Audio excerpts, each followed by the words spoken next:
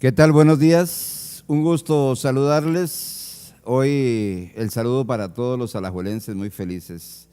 Los saludamos desde el Tribunal Supremo de Elecciones en Costa Rica Elige, un programa del Tribunal Supremo de Elecciones y de su Instituto de Formación de Estudios para la Democracia, AIFED, en asocio con la Fundación Konrad Adenauer y con Radio Nacional de Costa Rica y el Sistema Nacional de Radio y Televisión Sociedad Anónima. Este programa Costa Rica Elige es conducido también por el Tribunal Supremo de Elecciones en apertura para sus candidatos a la presidencia de la República de todos los partidos políticos. Hoy estamos ya en el penúltimo día de programa, de hoy en 8 días, o más bien el próximo jueves estaremos concluyendo este ciclo de programas de Costa Rica Elige del Tribunal Supremo de Elecciones. Estamos a través de Radio Nacional de Costa Rica, 101.5 FM, vía streaming de audio y video en la página del Tribunal Supremo de Elecciones, www.tse.go.cr y www.sinar.go.cr. Hoy nos acompaña el candidato a la presidencia de la República por el Partido Avance Nacional, don José Manuel Echandi. Y estas son las reglas establecidas para este y otros programas que damos a conocer a continuación. Los programas son transmitidos los días martes y jueves, se realizan desde el 26 de noviembre y hasta el próximo 12 de diciembre, de 10 a 12 mediodía, cuando están dos candidatos. Cuando es solo un candidato el que está en el programa se transmite de 10 a 11 de la mañana. Todos son transmitidos, como ya lo hemos dicho, a través de Radio Nacional y vía streaming en la página del Tribunal Supremo de Elecciones y del SINAR Sociedad Anónima. La participación será según la rifa del lugar que ocupan cada candidato en la papeleta. A cada programa podrán participar o traer un máximo de 3 acompañantes. No se permitirá la intervención de terceros, el uso de teléfonos, tablets o computadoras. La metodología será la siguiente. En un primer bloque se realizará la presentación de cada partido y candidato. Hoy, por ser un solo candidato, se estarán realizando 5 bloques. En el segundo y cuarto bloque se estarán realizando consultas que ya están previamente establecidas en cada una de las tombolitas. Y tendremos también 2 segmentos de consultas vía redes sociales. El último bloque del programa estará de tema abierto para el candidato. Los temas que estaremos abordando serán fortalecimiento de la democracia, equidad y la integración social, las oportunidades, la estabilidad y la solvencia económica y armonía con la naturaleza. Estos 4 temas serán tocados en los 2 bloques de consultas, 2 temas por bloque. Iniciamos conociendo el perfil del candidato a la presidencia de la República por el Partido Avance Nacional, don José Manuel Echandi. Si quiero oírlo, está en el audífono.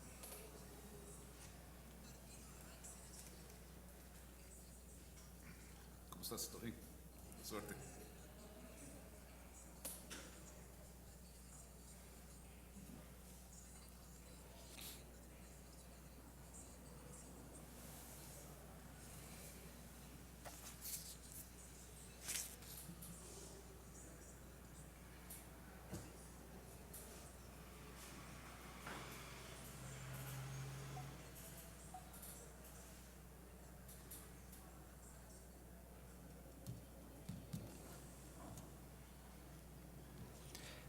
Bueno, este es el perfil del candidato a la presidencia de la República por el Partido Avance Nacional, don José Manuel Echandi. Don José Manuel, muchísimas gracias por acompañarnos. Obviamente también queda el espacio abierto para que usted agregue algún dato que no hayamos incluido en su perfil y el perfil del partido también. Sí, muy buenos días, muchas gracias al Tribunal Supremo de Elecciones y a Canal 13 por permitir realizar este tipo de debates, fuente de la democracia como lo ha sido el Tribunal Supremo de Elecciones, después de la Constitución de 1949, y para mí pues un honor estar aquí presente. Nada más agregar que ocupé un puesto en la Asamblea Legislativa como diputado de la Asamblea Legislativa del periodo 2006 al periodo 2010 por el Partido Unión Nacional en aquel momento. Bien, gracias, don José Manuel. Vamos a hacer la primera pausa para entrar ya de lleno con las consultas de los temas del primer bloque, que es fortalecimiento de la democracia, equidad y la integración social. Una pausa y regresamos.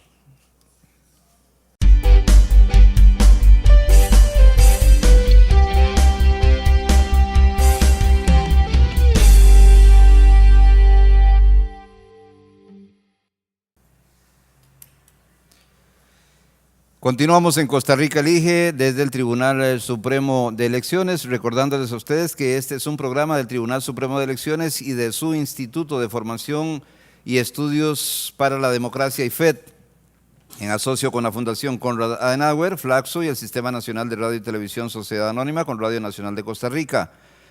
Hoy nos acompaña el candidato a la presidencia de la República por el Partido Avance Nacional, don José Manuel Echandi. Vamos a iniciar, don José Manuel, con las consultas. Usted saca la primera consulta del tema equidad y la integración social. De cada uno de las tombolitas sacaremos 3 consultas.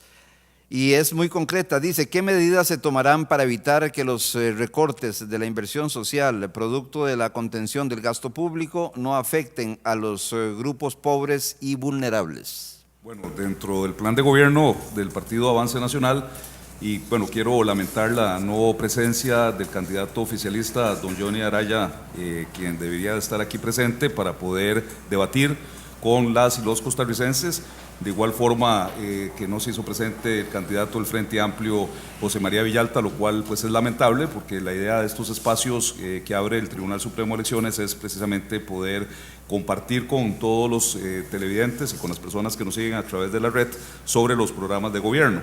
Pero bueno, en el tema de equidad social y en el tema importante de combate a la pobreza, nosotros consideramos que no es conveniente presentar un plan fiscal como el que el gobierno de la República pretende presentar en estos meses, gravando lo que es la educación, gravando lo que es la canasta básica. Esto viene a golpear a las personas más necesitadas, pero sí creemos que debe hacerse una contención del gasto público, sobre todo eliminando los gastos superfluos. Los gastos superfluos son aquellos gastos que no son necesarios.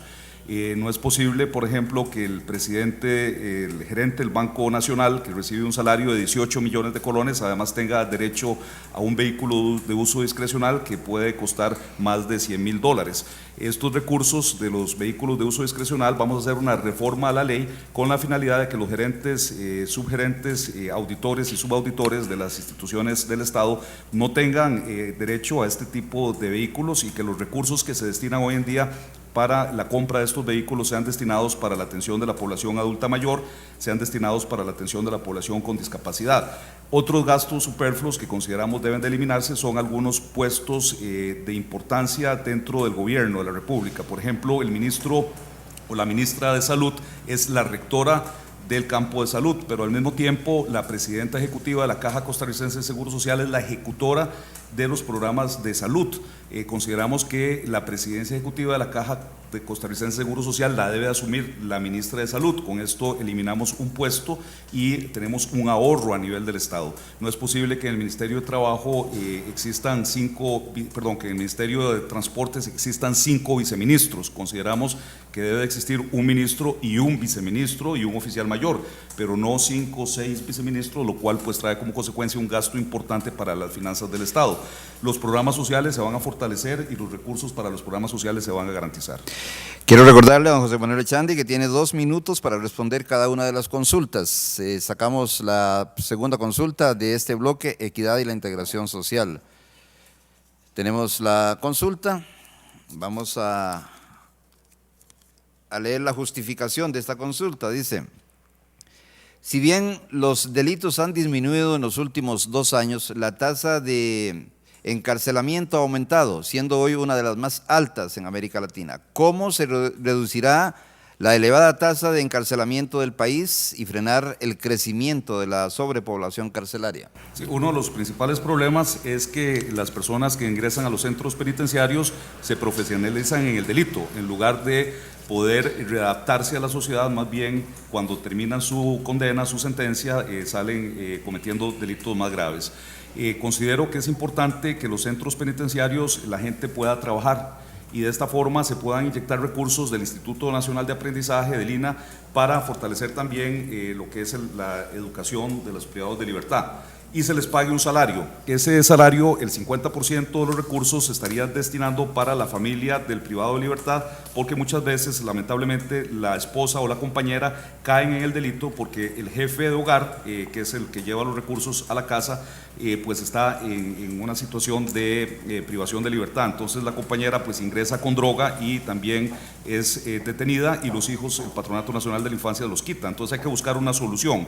La solución es que estas personas trabajen, que tengan un ingreso, el 50% se le dé a la familia y el otro 50% se le dé un ahorro para que cuando finalicen su sentencia puedan tener recursos para montar una microempresa o una pequeña empresa, o puedan de una forma sostenerse mientras consiguen empleo, mientras consiguen trabajo.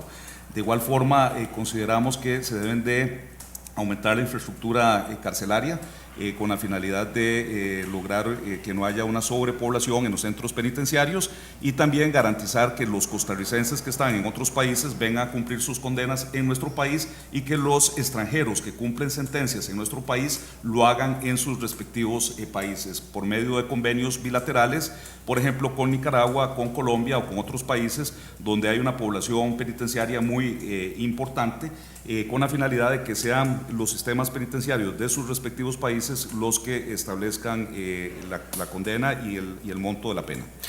Saca usted la tercera consulta, don José Manuel Echandi. Tercera consulta del tema equidad e integración social. La justificación dice: en las dos últimas décadas Costa Rica no ha podido construir una estrategia de combate a la pobreza con visión de largo plazo y financiamiento sostenido. ¿Quién debe ser la autoridad máxima en los programas de combate a la pobreza y cómo asegurar las reformas y el financiamiento para que se cumplan las competencias de esta autoridad?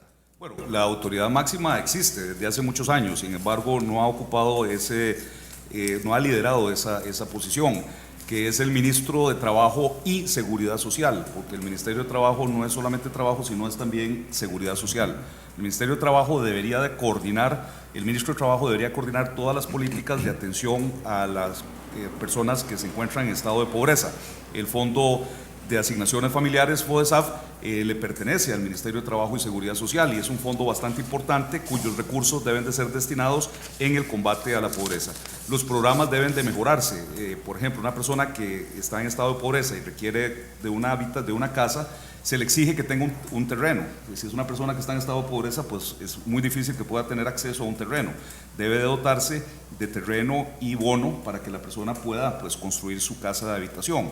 Y de igual forma, no desregionalizar a las personas, por ejemplo, que requieren una vivienda, porque lo que hacen es mandarlos a cantones muy alejados donde pierden su empleo. Tienen una disyuntiva: o siguen trabajando o van a vivir a la casa que le están ofreciendo en un lugar que no es el adecuado. La construcción, por supuesto, por medio de la producción de parques industriales que permitan a empresas nacionales e internacionales ubicarse en zonas que ya el Estado de la Nación ha indicado que se encuentran en pobreza extrema, caso de las provincias de los puertos, tanto Limón como Punta Arenas, la zona norte del país, Guanacaste, la zona sur del país, establecer estos parques industriales que le permitan a estas empresas pequeñas y medianas y grandes que se ubiquen acá con incentivos fiscales y logran otorgar al menos 100 empleos en estas zonas. Y de igual forma también la posibilidad de dotar en estos lugares a los trabajadores de una vivienda. Entramos ahora con el tema fortalecimiento de la democracia, y la primera consulta de este tema es la siguiente y es muy concreta. Dice: ¿a través de qué mecanismos rendirá cuentas usted a la ciudadanía? Bueno, ya existen una serie de mecanismos importantes de rendición de cuentas. Sin embargo, yo propuse como diputado la Ley de Transparencia y Acceso a la Información. Esta Ley de Transparencia y Acceso a la Información contiene 3 elementos fundamentales. El primer elemento fundamental es la rendición de cuentas por parte de los jerarcas de las instituciones públicas. El segundo elemento importante es garantizar el derecho a la información, es decir, que toda la ciudadanía tenga derecho a estar informado del quehacer de las instituciones del Estado. Y el tercer elemento es la auditoría de los habitantes de la República, es decir, que todos los habitantes de la República puedan auditar cómo se están manejando las finanzas en las instituciones del Estado. Uno de los grandes problemas de corrupción se encuentra en los procesos de licitación pública, que son carteles que ya están dirigidos hacia determinada empresa y que impiden garantizar un principio fundamental del derecho administrativo, que es la libre concurrencia, la libre participación. Esta ley de transparencia y acceso a la información garantiza estos tres procedimientos. De igual forma, considero importante que si el jerarca no está cumpliendo adecuadamente, se le pueda revocar su nombramiento. Y esta revocatoria de nombramiento me parece que debemos de hacerla no solamente para los alcaldes, sino también para los diputados y también para el mismo presidente de la República. Si no está cumpliendo con la labor como debe ser, se pueda revocar su nombramiento. Una segunda consulta del tema fortalecimiento de la democracia, hoy con don José Manuel Echandi. Aquí está la consulta y la consulta dice: ¿estaría dispuesto a elevar la participación de los gobiernos locales en el manejo del gasto público de forma que puedan concretar el 10% establecido en el artículo 170 de la Constitución Política? Por supuesto, es un mandato constitucional, es un mandato del constituyente y como tal debe garantizarse que las municipalidades y los gobiernos locales puedan manejar el 10% de los recursos.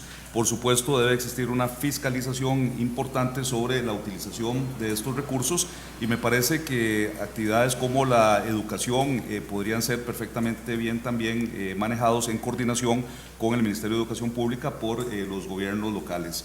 Es importante la descentralización, creo que es fundamental garantizar la autonomía municipal y que los gobiernos locales, las municipalidades en los 81 cantones pueden realizar un gobierno de calidad para los habitantes de estos cantones. También hay que lograr garantizar una equidad en los recursos. No es lo mismo la Municipalidad de San José o la de Escazú, que tiene ingresos muy altos, que la Municipalidad de San Mateo, que tiene ingresos muy cortos. Entonces debemos de democratizar también la distribución de los recursos para garantizarle a estos gobiernos como la Municipalidad de San Mateo o la Municipalidad de Garavito, que tengan los recursos necesarios para poder construir la obra que requieren, tanto de infraestructura cantonal como otro tipo de obra pública. La última consulta de este bloque, don José Manuel Echandi.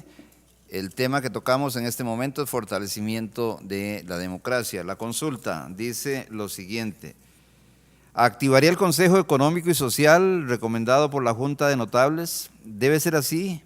¿Haría vinculante los acuerdos alcanzados en dicho Consejo? Sí, me parece que para eso están los vicepresidentes de la República. Un vicepresidente debería de liderar el Consejo Económico y otro vicepresidente de liderar el Consejo Social, con la finalidad sobre todo de que las políticas públicas a nivel económico y a nivel social se establezcan y que se logre garantizar que las mismas se cumplan efectivamente y eficientemente. Hoy en día a nivel de la Constitución Política existe el Consejo de Gobierno como un todo, pero sí es importante también fortalecer los sectores, el sector social y el sector económico, mediante la coordinación de estos sectores por parte de cada uno de los vicepresidentes y de esta forma lograr que las políticas sociales se cumplan y que las políticas económicas se cumplan. Por supuesto, no puede existir un divorcio entre ambos consejos y para eso está el Consejo de Gobierno.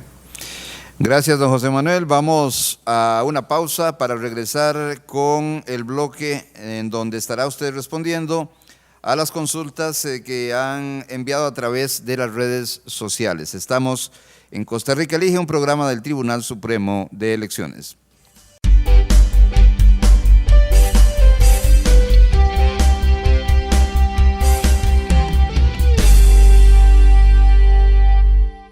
Costa Rica Elige, el Tribunal Supremo de Elecciones y su Instituto de Formación y Estudios para la Democracia, en asocio con la Fundación Konrad Adenauer, Flaxo y el Sistema Nacional de Radio y Televisión Sociedad Anónima con Radio Nacional de Costa Rica, abren este espacio para los candidatos a la presidencia de la República. Hoy con don José Manuel Echandi, candidato a la presidencia de la República por el partido Avance Nacional. Vamos inmediatamente con María José Alvarado, que tiene las consultas que han enviado a través de las redes sociales. Adelante. Muchas gracias, Freddy. A través del hashtag CRElige en Twitter, Nicole nos pregunta, ¿cuáles energías limpias tendrían prioridad en su gobierno? Muchas gracias, María José. Sobre todo la energía solar creo que es una energía importante que no ha sido explotada adecuadamente y que permite incluso a las comunidades indígenas tener acceso, por ejemplo, a la electricidad. De igual forma, la energía eólica es fundamental y es importante también garantizar la explotación de la energía eólica con cuidado a la naturaleza, por supuesto, incluso en los parques nacionales, si es del caso, y es importante también el fortalecimiento de la energía hidroeléctrica, para lo cual estoy de acuerdo en la posibilidad de que existan cogeneradores, pero también que el ICE tenga un papel preponderante en la explotación energética, al igual que las 4 cooperativas de energía rural que existen en el país, como JASEC también, y de igual forma la Compañía de Servicios Públicos de Heredia. Desde esa perspectiva, creo yo que el país no solamente debería de garantizar la no utilización de energía por medio de hidrocarburos, sino también satisfacer la totalidad de la energía del país y exportar energía a América Central y a Panamá.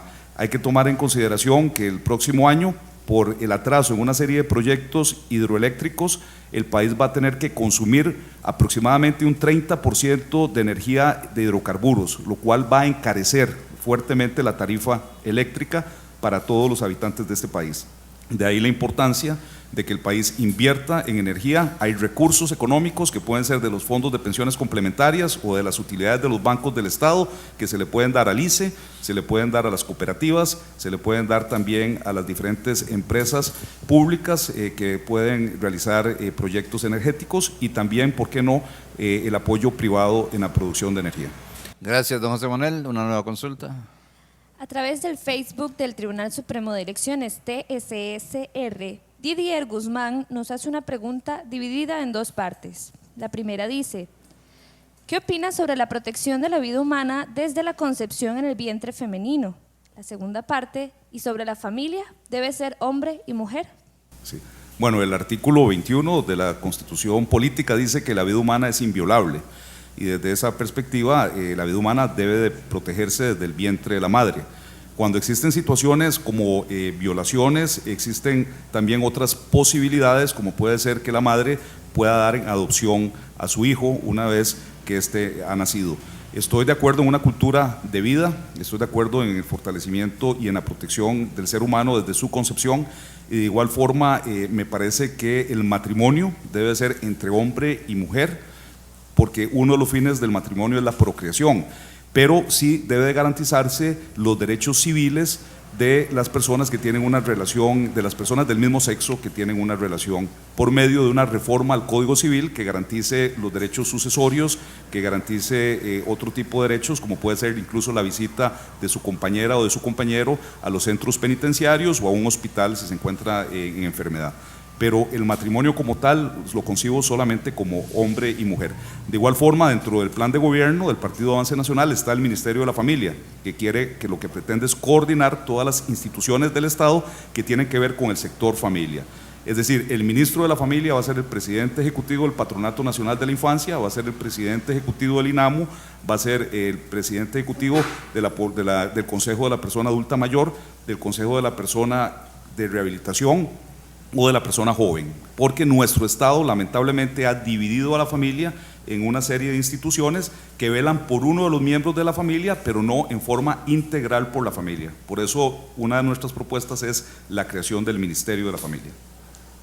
Una nueva consulta. La siguiente pregunta la hace Jennifer Barbosa también a través de Facebook y dice, ¿qué opina del programa de sectorización de los EBAIS que se está implementando con el cierre de EBAIS en Montes de Oca y otros lugares? Me parece que los EBAIS como procesos de atención primaria en salud deben de fortalecerse, no deben de cerrarse EBAIS, sino más bien deben de abrirse EBAIS. Y debemos de garantizarle a toda la población el derecho a la salud. Y a toda la población me refiero a comunidades indígenas que muchas veces no tienen y no cuentan con la opción de poder ser atendidos adecuadamente. Desde esta perspectiva estoy en total oposición al cierre de los EBAIS, pero no cuestiono la posibilidad de que cooperativas puedan también dar salud, como existe con la clínica de Tibás, que es una de las mejores clínicas que existen por parte de la Caja Costarricense de Seguro Social y que está en manos de una cooperativa que la manejan los propios empleados de la clínica. La última pregunta la realiza el colectivo Gobernemos por Referéndum, tanto a través de la plataforma de Twitter como de Facebook, y pregunta: ¿qué opina del uso extensivo del referéndum para mejorar la democracia y la participación ciudadana? Me parece importantísimo. Desde el año 2003 que se dio la reforma constitucional y se estableció el referéndum y de igual forma también la iniciativa popular de leyes, pasamos de una democracia representativa a una democracia participativa, y estoy totalmente de acuerdo en los sistemas de participación.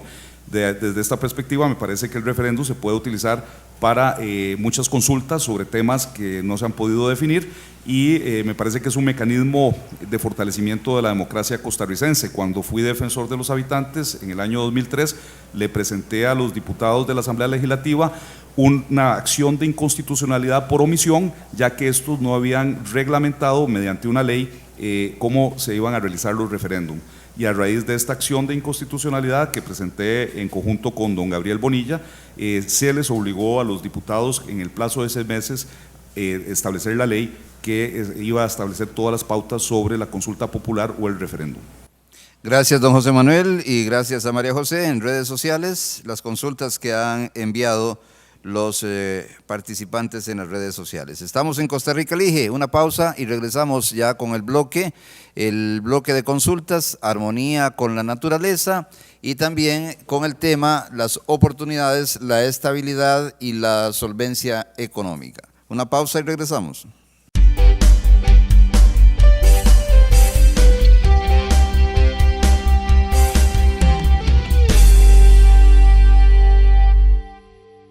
Y de su Instituto de Formación y Estudios para la Democracia IFED, en asocio con la Fundación Konrad Adenauer, Flaxo y el Sistema Nacional de Radio y Televisión Sociedad Anónima, con Radio Nacional de Costa Rica 101.5 FM. Hoy nos acompaña el candidato a la presidencia de la República por el Partido Avance Nacional, don José Manuel Echandi. Ingresamos a bloque de consultas sobre temas específicos, y en este caso vamos a tocar el tema de las oportunidades, la estabilidad y la solvencia económica. Don José Manuel saca la primera consulta de este tema en este bloque, en este segundo bloque de consultas. Dice: las estrategias de inserción global del país a través de tratados de libre comercio y atracción de inversión extranjera tiene alrededor de 2 décadas de estar realizándose con éxito.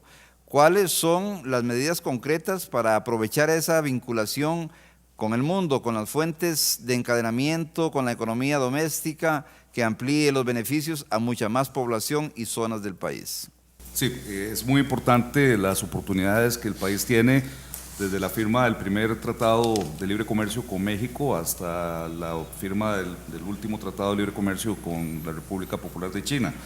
Y en ese sentido, el Estado le ha faltado una planificación nacional para mejorar la producción y de esta forma poder lograr la exportación.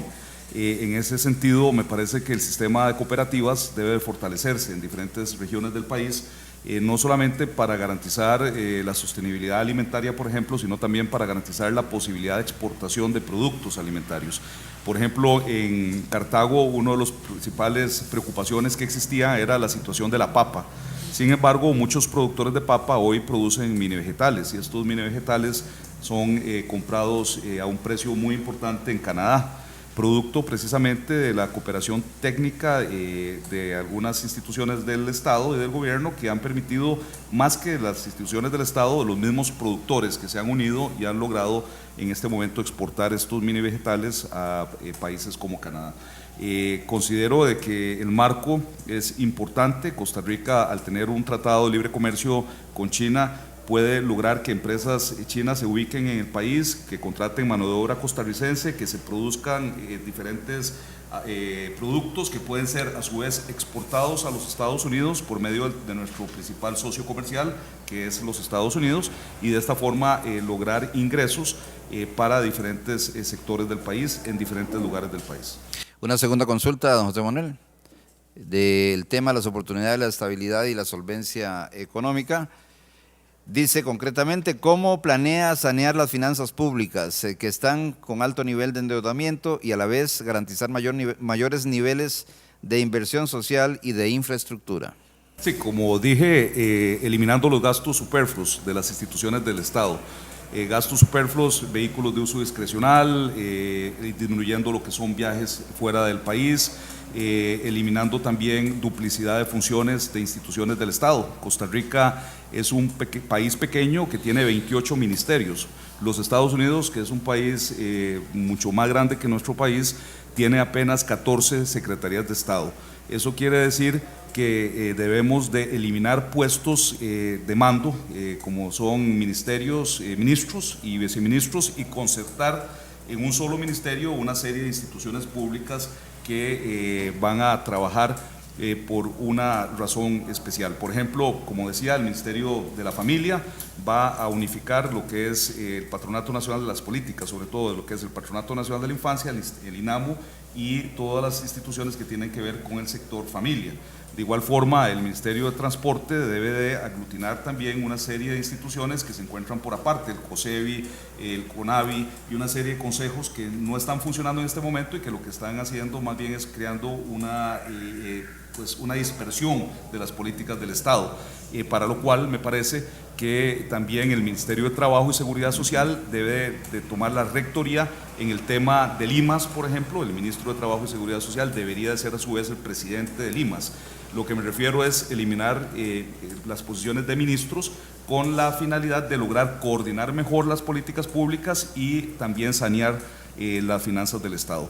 Ahora bien, los recursos que se van a lograr de todo este ahorro que estoy proponiendo son recursos que se deben de destinar para programas sociales, para programas de atención a la población adulta mayor, para programas de atención a las personas con discapacidad, para programas de atención también a las comunidades indígenas que están muy olvidadas en nuestro país.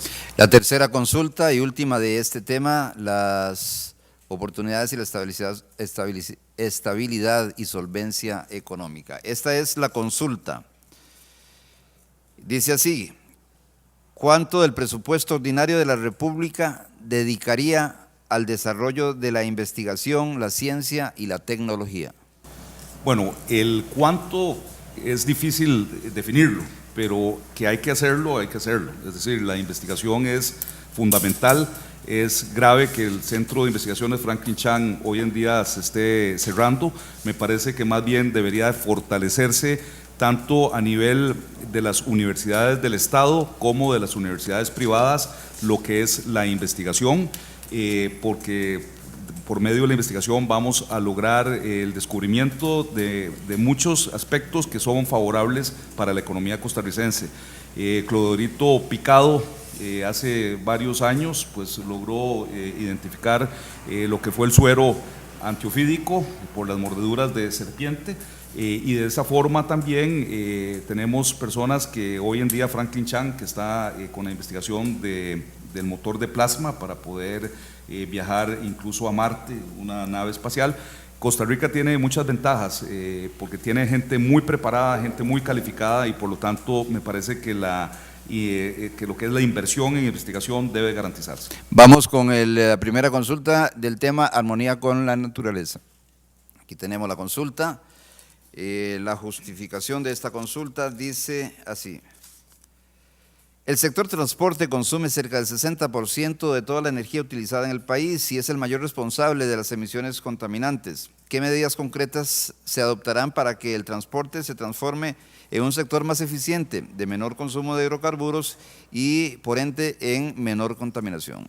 Sí, en primer lugar, las tecnologías como los vehículos híbridos y de igual forma también los vehículos eléctricos deben de exonerarse de impuestos con la finalidad de que la gente pueda adquirir este tipo de vehículos. Pero con respecto al transporte público debemos de contar ya con un metro que pueda comunicar los cantones de Goicoechea, Montes de Oca, Escazú, Santana con San José. Otros países como Panamá, República Dominicana, hoy ya cuentan con un metro. Es grave que Costa Rica cuente con un tren que lamentablemente tampoco tiene pasos elevados ni pasos subterráneos en los cruces con los vehículos, y que constantemente el tren esté chocando con los camiones, esté chocando con los vehículos, con los carros. De ahí que existen recursos económicos importantes como las utilidades de los bancos del Estado. Yo propuse elevar del 6 al 15% cuando estuve en la Asamblea Legislativa de los fondos de las utilidades de los bancos del Estado para invertir en obra pública. De esta forma podríamos construir un metro, podríamos garantizar también el paso elevado sobre la Pozuelo para descongestionar todo el tránsito que viene de Heredia a San José, y también el túnel bajo la rotonda de las garantías sociales para comunicar Zapote con Curridabat. Hay obra pública que tiene un atraso de 40 años, la carretera de circunvalación no se ha finalizado su construcción, apenas se está sacando a una licitación, y de igual forma el anillo cantonal debe de construirse lo más pronto posible. Una segunda consulta del tema armonía con la naturaleza. En este segmento hoy con el candidato don José Manuel Echandi. Dice la consulta: ¿cuáles son los cambios más importantes institucionales y normativos que deben realizarse para la adecuada gestión, calidad, disponibilidad y protección del recurso hídrico? Bueno, en primer lugar es fundamental la aprobación de un proyecto de ley que garantiza constitucionalmente al agua como un derecho público. Es lamentable que el partido Movimiento Libertario, que es un partido de extrema derecha, se haya opuesto en el Parlamento a que esta reforma constitucional que garantiza el derecho del agua como un de interés público haya sido aprobada por la Asamblea Legislativa. Y desde esa perspectiva nosotros vamos a garantizar en primer lugar el uso del recurso hídrico para consumo humano primero, para agricultura segundo, para garantizar la alimentación, y para otros aspectos en tercer lugar, como puede ser el turismo y otros más. Pero en este caso debemos de lograr que dentro de nuestra constitución política el recurso de agua, el recurso hídrico, sea un derecho humano, sea un derecho fundamental y sea de interés público. La última consulta del segmento Armonía con la Naturaleza.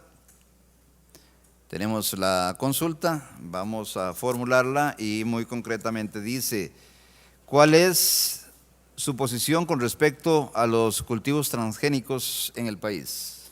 Bueno, en realidad debemos más bien fortalecer la agricultura orgánica, debemos de fortalecer también sistemas de agricultura como lo sería por medio del agua, que ha permitido a países como Israel producir en un desierto y producir de todo, y nuestro país, que es bendecido por un clima que es favorable hacia la agricultura, debería de tener la sostenibilidad alimentaria y garantizar esa sostenibilidad alimentaria. Yo haría incentivos para los productos orgánicos y también fortalecería recursos económicos por parte de los bancos para el desarrollo de este tipo de agricultura, de este tipo de productos. Con los productos transgénicos hay que tener mucho cuidado porque son alteraciones genéticas que pueden producir enfermedades, y si bien es cierto tenemos que garantizar la alimentación, también tenemos que garantizar una alimentación de calidad y disminuir los índices lamentables de enfermedades como el cáncer, que hoy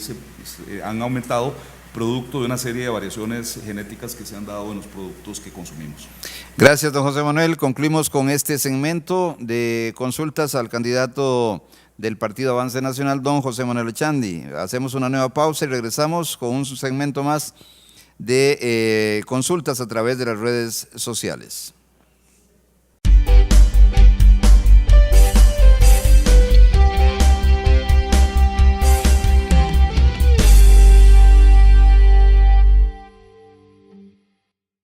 Ingresamos a un bloque más de consultas a través de las redes sociales con María José Alvarado. Gracias, Freddy.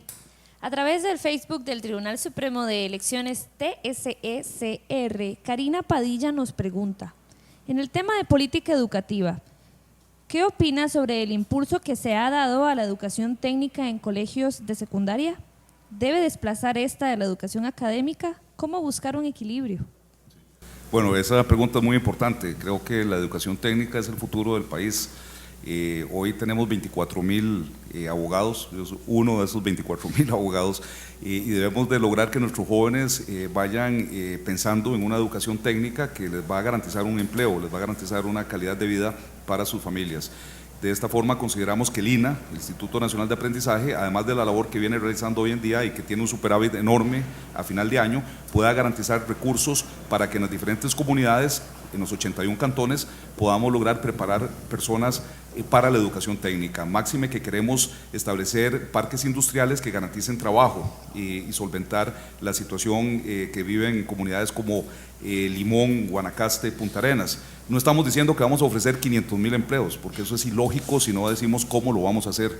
La idea es establecer parques industriales que garanticen a las empresas pequeñas, medianas y grandes, nacionales y extranjeras, que se puedan ubicar en estos lugares y puedan de esta forma ofrecer trabajo. Y cada empresa que logre ofrecer más de 100 trabajos, darles exenciones de impuestos. De igual forma, garantizar el empleo para las personas mayores de 40 años y garantizar el empleo también para los jóvenes que vienen saliendo, ojalá, de una educación técnica. En el tema de bienestar animal, María Alvarado a través de Facebook nos pregunta, ¿cuáles son sus propuestas? Bueno, María, esto es muy importante y fui el único diputado que presenté un proyecto de ley para la protección de los animales. Ese proyecto de ley también establecía responsabilidades en el cuidado para los propietarios de estos animales, sobre todo cuando son, por ejemplo, casos de perros peligrosos. Habían responsabilidades y penalidades para aquellos propietarios que no establecían las diferentes necesidades de cuidado que estos animales requieren. Por supuesto, a nivel silvestre también la protección de animales es fundamental. Se han dado actos de crueldad con respecto a los animales y debe de ser penalizado seriamente este tipo de actos de crueldad. Una nueva consulta de las redes sociales. Graving Mora nos pregunta, la juventud costarricense enfrenta serios problemas sociales, pobreza, abandono escolar, embarazo adolescente, desempleo y consumo de drogas.